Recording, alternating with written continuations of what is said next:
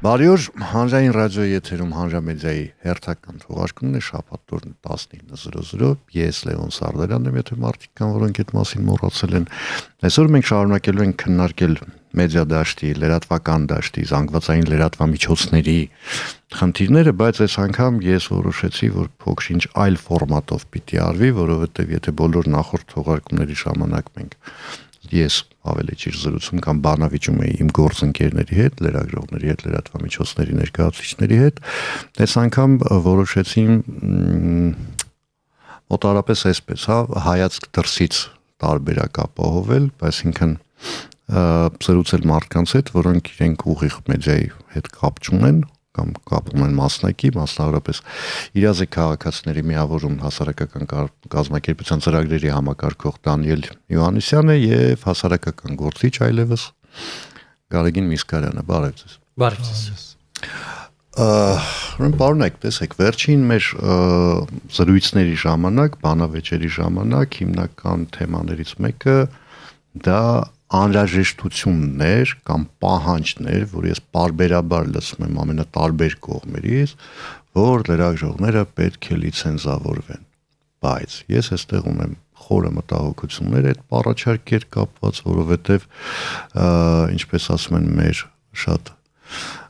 սիրելի բարեկամ ռուսները ասուդիտը կտո, որովհետև եթե այսօր մենք լիցենզավորող մարմին ենք ստեղծում, վաղը չենք կարող իմանալ այդ մարմինը ինչ կերպարանք կստանա եւ ում ձեռքում կհայտնվի։ Հիմա ասես պետք է լիցենզավորել լրագրողներին, թե ոչ։ Շնորհակալ եմ։ Գիտեք, նախ մենք պետք է հասկանանք, թե ովքեր են այն շրջանակը լրագրողների, ովքեր որ նման տեսականորեն, նման կարգավորումների ընդունման դեպքում կընկնեն դրա տակ եւ որնա enforcement-ը, այսպես ասած, այսինքն ոնց է պետությունը, չգիտեմ, պարտադրելու։ Հիմա ընդհանրենք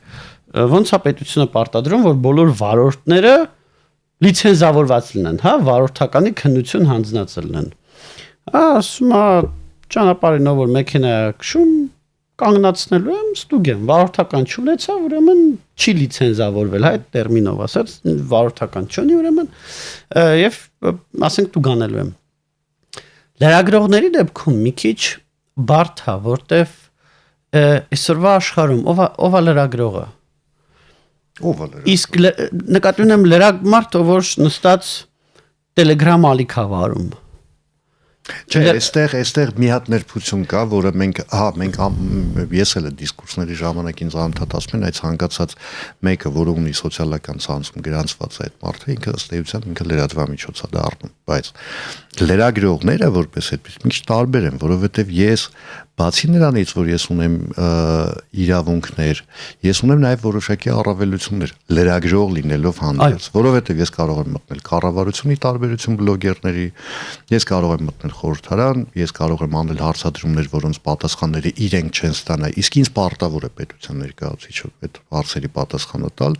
պարտավոր են ու անում է դա իհարկե Հայաստանում մի քիչ տարբեր բաներ են, Երևանի քաղաքապետարանը չի թողի խաբեն, որովհետև վերջին շրջանում անդադ բողոքներ են գալիս այդ կառույցից, որ ուղղակի հարցումներին չեն պատասխանում։ Պարզապես չեն պատասխանում։ Չէ, ես այս վերջին շրջանում եմ ասում քաղաքապետարանը լրատվության վարչության պետ ուղղակի չկա։ Այո։ Մամուլի խոսնակ չկա, այսինքն մարդ, որը իրավասու է եւ պարտավոր է եւ պատասխանատու է դրա համար գոյություն չունի։ Հիմա Գարեգին քո կարծիքով այդ լիցենզավորումը դա այդ ինչ պահանջ է։ Այո։ Իրականում շատ լավ թեմա է։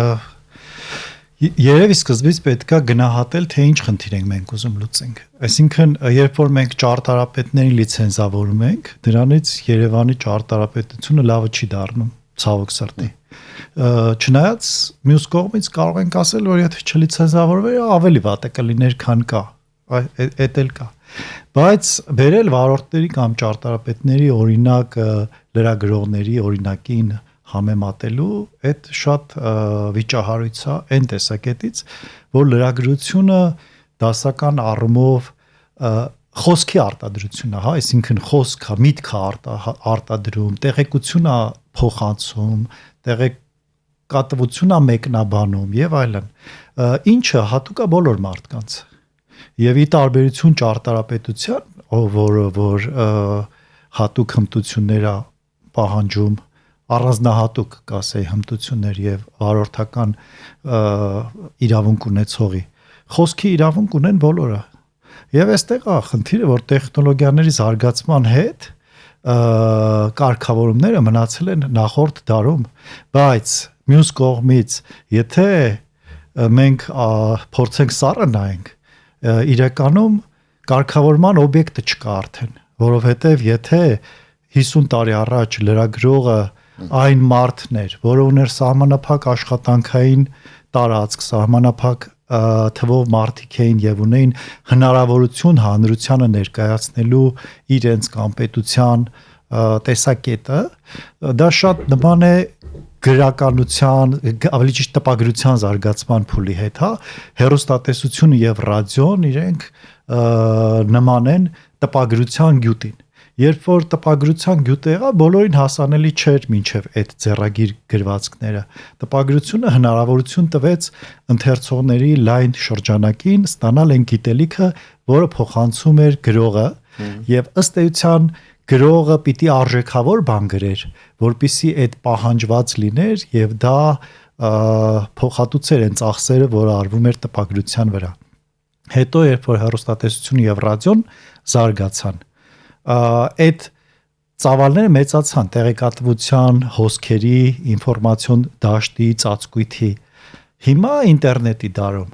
ավելի է ընդհարցակվել եւ ավելի ներառական է դարել։ Ու այն կարգավորումները, որոնք ժամանակին եղել են հեռուստատեսության եւ ռադիոյի ոլորտում եւ որոնք կարգավորել են, որպիսի մեղմ ասած աղբ չթափվի հասարակության ականջներին, հիմա այլևս չեն գործելու եւ ես կարծում եմ լիցենզավորման խնդիրը նախորդ դարի մեթոդներով 21-րդ դարում խնդիր լուծելու փորձ է։ Բայց այս դեպքում միևնույնն է, ընդունում ենք, որ խնդիրը կա։ Այո, խնդիրը կա, լիցենզավորումը լավ, ենթադրենք այդ խնդիրը չի լուծում, բայց ինչ որ ձև պետք է գտնել, որովհետեւ տեսեք, ես ունեմ շատ լավ գործընկերներ, բարեխիղճ գործընկերներ, ես ինքս գոնե մասամբ ինձ համարում եմ բարեխիղճ լրագրող, այն իմաստով որ ամենադեպս աշխատում եմ ապատեղեկատվություն չտարածել, ամեն մեկս էլ սխալվում է, միգուցե ասենք իմ կյանքում էլ եղել են դեպքեր, երբ միգուցե չէ, հաստատ եղել են դեպքեր, երբ սխալվել են, հա, սխալվել են։ Բայց տեսեք, այսպիսի մի պատկեր է, այդ լիցենզավորմանը զուգահեռ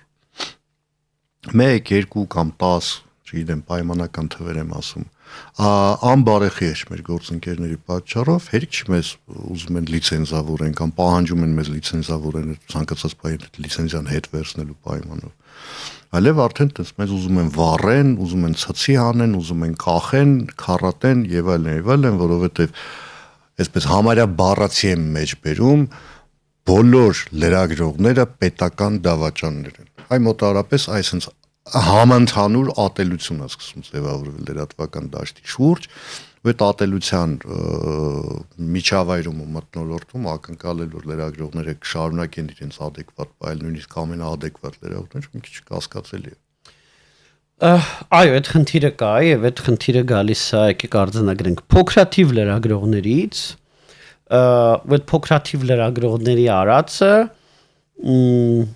արածի համար վճարում են բոլորը։ Ամբողջ լրագրողական դաշտը ոչ միայն լրագրող, ամբողջ հասարակությունն է դրանից դժում։ Ես մի պատմություն եմ հիշում 2021 թվականի նոյեմբերի 16-ն էր իշխանասարի ուղղությամբ ադրբեջանական հարձակումը եւ ես բոլորովին պատահաբար այդ հատվածում հայտնվեցի, դրանից 2 օր առաջ կապանի ընտրություններ էին, ընտրություններից հետո ոնց որ վերադառնում ենք եւ հայտնվեցինք թեժկետում Եվ որ գնացի մոտեցա այդ մեր հրետանու մարտական դիրքերից մեկին, դեղ ռազմական ոստիկանության մի մայոր էր, ով եկավ ու սենց շատ վրդովված, ինձ ճանաչեց, շատ վրդովված, ընդ որում ես առաջի սկզբից նույնիսկ չհասկացա, որ վրդովմունքը ինձանից չի, էլի, որտեվ տենց ինձ էր դա հայտնում։ Ասում եմ, «Ինչ վիճակա, ինչի չեն փագում դրանց»։ Խոսքը լրագրողների ուզում եք հիշեմ ինչի մասին է խոսքը, չէ, հիշացնեմ ուղակի մեր ունկնդիրներին էլ, եթե չեմ սխալվում, այդ ժամանակ մի քանի լրատվամիջոցով տեղեկություններ ճակերտներով եմ ասում տեղեկություն հայտնվեց, որ մեր վստահելի աղբյուրների հիման վրա մենք պնդում ենք, որ հրաման է եղել, որ բոլոր բաները սպայական կազմը պետք է իջնեն դիրքերից, որովհետև դիրքերը հանձնում են։ Ես քանի որ այդ ժամանակ այդպես ճանապարհներին ղեկին եւ ապա այդ ըստ էության մարտական գործողությունների կատարման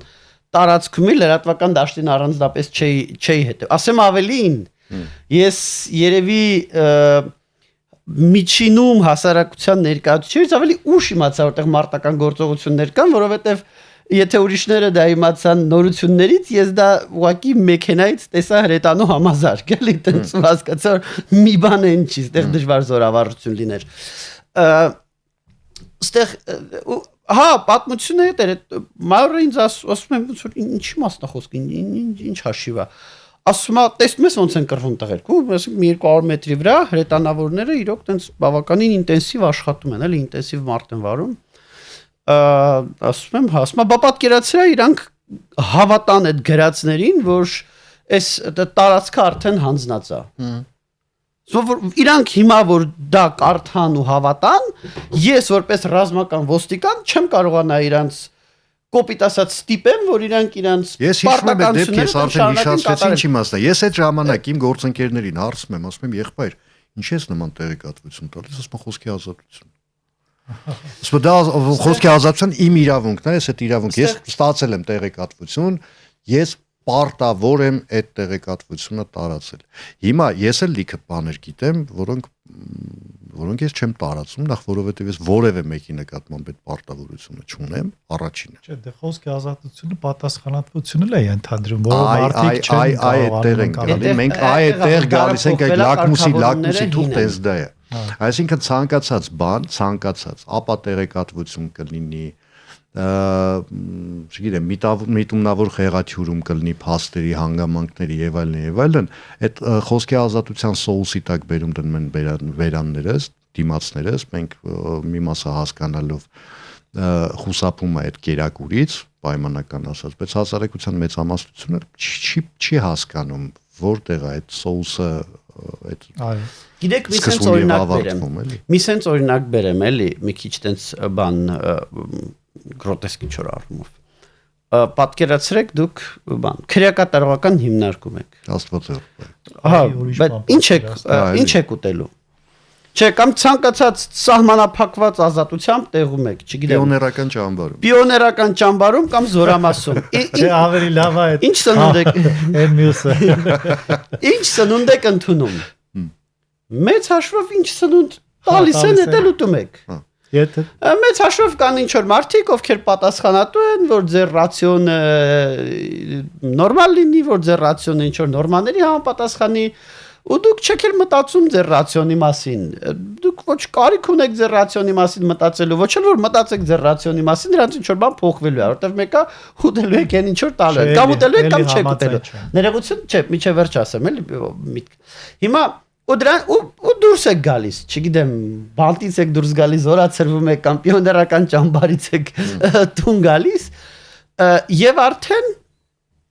ձեր առջև մի հատ խնդիր է առաջանում, որին դուք սովոր չեք։ Ռացիոն ընտրել, որոշել թե ինչ եմ ուտում, հա? Այդ խնդրին դուք սովոր չեք։ Եվ որովհետեւ ոչ մեկ ձեր փոխարեն ռացիոն չի բանանելու ձեր փոխարեն սնդամթերքի որակը չեն վերահսկելու չեն նայելու որ ժամկետնան ուտելիք չուտեք այլ բայց խնդրեմը է նշանակում որ 30 տարվա այսինքն մենք հիմա քո ասած տարբերակով ստացվում որ մենք ինքան բթամիտ ենք որ 30 տարվա ընթացքում չսովորեցինք ինչ պետք է ես ասեի այդքան էլ 30 չի ավելի շատ 15-16-ից մեր կյանքը հասկսել ներխուժը ինչ որ առումով այստեղ ասեմ 2018-ից հա որտեվ միջև 18 թիվը հերոստատեսության դեպքում մոնոպոլ էր պետություններ որոշում պետություններ որոշում Դու պատերազմից պետություններ որոշում թե հերոստատեսության կոպիտ ասած ինչ ցույց տա, ինչ ցույց չտա։ Ինտերնետը պետությունը չէ իշխանություն։ Իշխանություն, այո, ներողություն։ ինտերնետը տենց այդքան էլ զարգացած չէր, ինտերնետը պոպուլարիզացվեց, էլի մոտավորապես այդ թվերին եւ միջև այդ մարդիկ առանձնապես ոնց ասեմ, ոնց որ քրեակատարողական հիմնարկում, հա չէին որոշում թե իրանք որտեղից ինչ ինֆորմացիա ուտեն, կոպիտ ասած, ինչ ինֆորմացիա չուտեն, որ ինֆորմացիան է թունավոր, որ ինֆորմացիան է, որտեղից ինֆորմացիա ստանում, որ օբյեկտիվ ինֆորմացվեն։ Այդ հմտությունը, այդ սովորությունը նույնիսկ մարդիկ նույնիսկ չգիտեին, որ տենց բան կա։ Այսինքն մարդիկ չգիտեին, այդ խնդիրը դրված չի եղել, սա նոր խնդիրը միայն հայկական իրականության մեջ չի։ Այս վերջերս էր մի շաբաթ առաջ չեմ հիշում, որ պետության մեջ երկրաշարժ էր եղել ու deepfake էին սարքել, այսինքն արհեստական բանականությամբ պատկեր էին սարքել, թե ոնց է փլուզված վիճակում արդեն ինչ որ մի կամուրջ եւ շուրջ 40 գնացք չէր շարժվել իր ժամանակին, մինչև պարզել էին, որ կամուրջի հետ ամեն ինչ նորմալ է, փլուզում չկա եւ այլն։ Այսինքն այս խնդիրը համաշխարհային է, թե համամարտկային, այնտեղ որտեղ կան տեխնոլոգիաներ, որտեղ կա այդ նյութը իրացնող, սպառող, այդ նյութը ստեղծվելու է։ Հետևաբար ես կարծում եմ այն վերադառնալով իմ նախորդ խոսքի ավարտին, խնդիրը եթե մենք ձևակերպենք, չի գտնվում այդ խնդիրը լրագրողական դաշտում, այսինքն լրագրողը որպես մասնագետ ինքը չի այն թիրախը, որի վրա պետք է աշխատել եւ այստեղ արդեն հատվում է Դանիելի ասացի հետ։ Խնդիրը սպառողն է, այսինքն երբ որ չկար, երբ որ վերահսկելի էր, սպառողն էլ էր վերահսկելի, բայց հիմա երբ որ մեդիան արդեն անվերահսկելի է, ըստ էության ինչքան ուզում եք դուք լրագրողին լիցենզավորեք, մեկը բլոգերներին չեք կարող լիցենզավորեք, բլոգերներին լիցենզավորեք, չբլոգերներին չեք կարող լիցենզավորել եւ այլն, այսինքն այս պետության որպես վերահսկողություն շատ մոտ ենք մենք տպագրության այն փուլին, երբ որ թագավորները կամ արքունիքը որևէ պետության մեջ փորձում էր սահմանափակել գրականությունը, որպեսզի վերածննդի այդ գաղափարները քիչ տարածվեն կամ չտարածվեն։ Սկզբունքորեն ընդհանուր մինչև 20-րդ դարաշրջան։ Այո։ Եվ հիմա մեր խնդիրը պետք է լինի ոչ թե խոսքի ազատության սահմանափակումը, որովհետև ապա տեղեկատվություն է տարածվում, այլ պետք է լինի մեր այդ առհասարակ մեդիա նյութը յուրացնող, իրացնող, դրա վրա որոշումներ կայացնող հասարակության մեդիա գրագիտության բարձրացումը։ Կարող է թվալ, որ դա շատ հեռահար, դժվար, բարդ, երկարաժամկետ խնդիր է, իրականում չէ։ Այդ նույն տեխնոլոգիաները կարելի է օգտագործել հենց այդ նպատակով, այսինքն ինչպես նախկինում գիրքը օգտագործվեց այդ նույն թագավորներին հասցնելու այն գաղափարները, որի դեմ իրենք պայքարում էին, առանց հասկանալու, գուցե հասկանալու։ Հիմա պետքա այդ նույն տեխնոլոգիաները, որոնք վնասում են մարդկանց, օգտագործել այդ մարդկանց մեդիա գրագիտության աստիճանը բարձրացնելու համար։ Այսինքն քո ասացից ստացվում մոտավորապես այս պատկերն է, որ Ժորժ ջան, լրագրողներից վազնանցեք, ավելի լավ է գնացեք կրթվեք։ Ես փորձեմ չէ, որ թող կրթվեն։ Չէ, ով է լիցենզավորում լրագրողներից Դանիել, ով է լիցենզավորում լրագրողների պետությունը։ Պետությունը, չէ, այսինքն պետությունը չի ըստ էության, ինքը ինչ որ տենց չէ, դա պատվիրակում է։ Հանրային այդպիսի պահանջ որպես այդպիսին չկա։ Եթե նույնիսկ դա հանրային պահանջ է, հանրությունը դա պահանջում է կարծելով, որ այդ ձևով ինքը կարող է խնդիրը լուծել, բայց դա խնդրի լուծում չի բերելու։ Դա ընդամենը որոշ լրագրողների, ովքեր լիցենզավորված են, դարձնելու է արտոնյալ, որտեղ իրենք կարողանալու են ինչպես հիմա օգտվել։ Իսկ որոշները իրավունք չեն ունենալու կոչվել լրագրող, բայց լինելու են բլոգերներ։ Այդ մարդը ասելու է, ես էլ լրագրող չեմ, ես բլոգեր եմ, գալու է նորից միկրոֆոնը մտցնի հարցազրույցավարի բերանը, հակաճառի թարս բաներ ասի, մինչև այդ մարդը հապերից դուրս գա, ինչ որ մի ձևով պատասխանի, հետո շորթ են դարձնելու, դնեն YouTube-ում ու ամբողջ ժողովրդով քլնգեն այդ մարդուն, թե ինչ վատներ եւ այլն։ Բայց սա լուծվող խնդիր չի, Եթե այն սպառողը որ այդ նյութը սպառում է, ես իմ վրա եմ էլի վերցնում։ Իմ մեդիա միջավայրը այնքան հիգիենիկ է հիմա՝ ի տարբերություն օրինակ 5 տարի, 3 տարի, նույնիսկ 2 տարի առաջվա։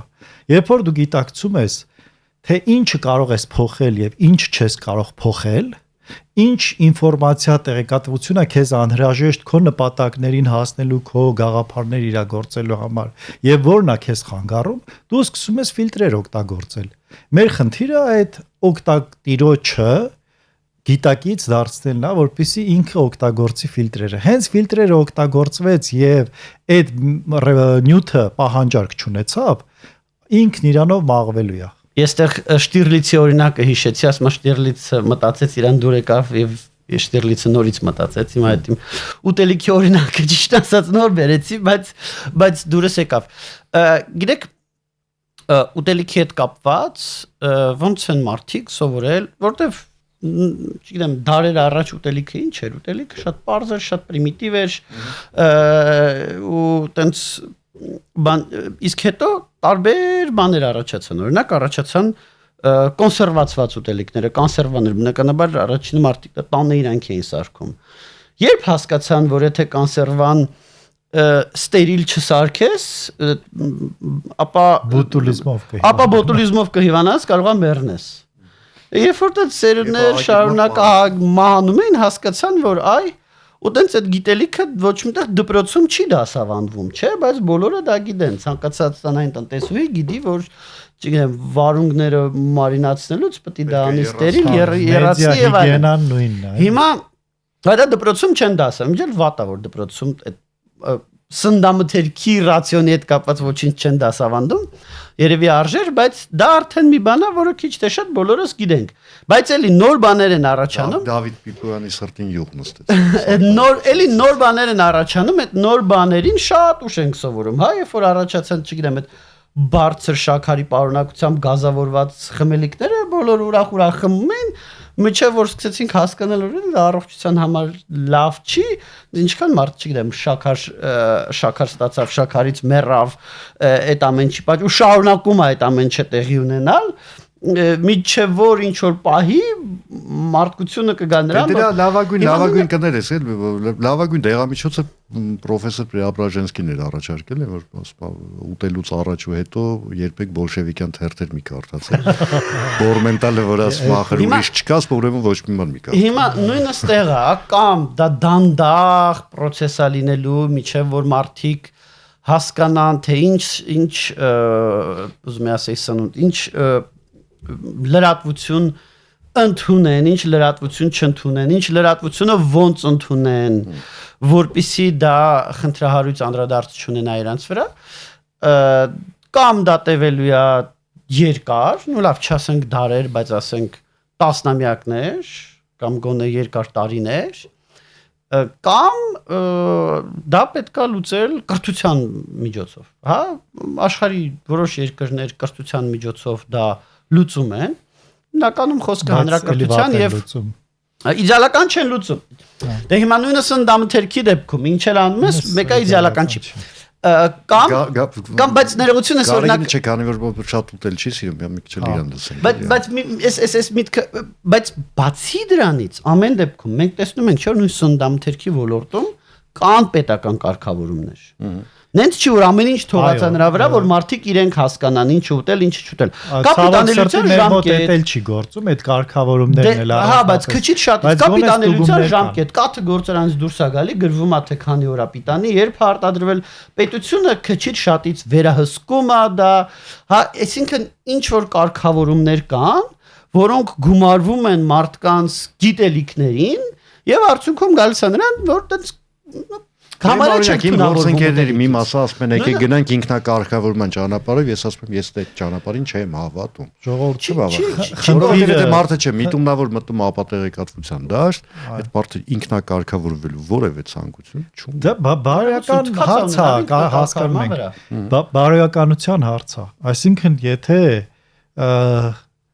Երբ որ խոսում ենք պատասխանատվությունից, դա ոչ թե կարգավորիչ մարմինների, այսինքն այդտեղ իրավական գնահատականի հարց չի, այլ բարոյական գնահատականի։ այն մարդը ով սպառում է այդ տեղեկատվությունը, եթե ինքը ինքնասիրություն ունի,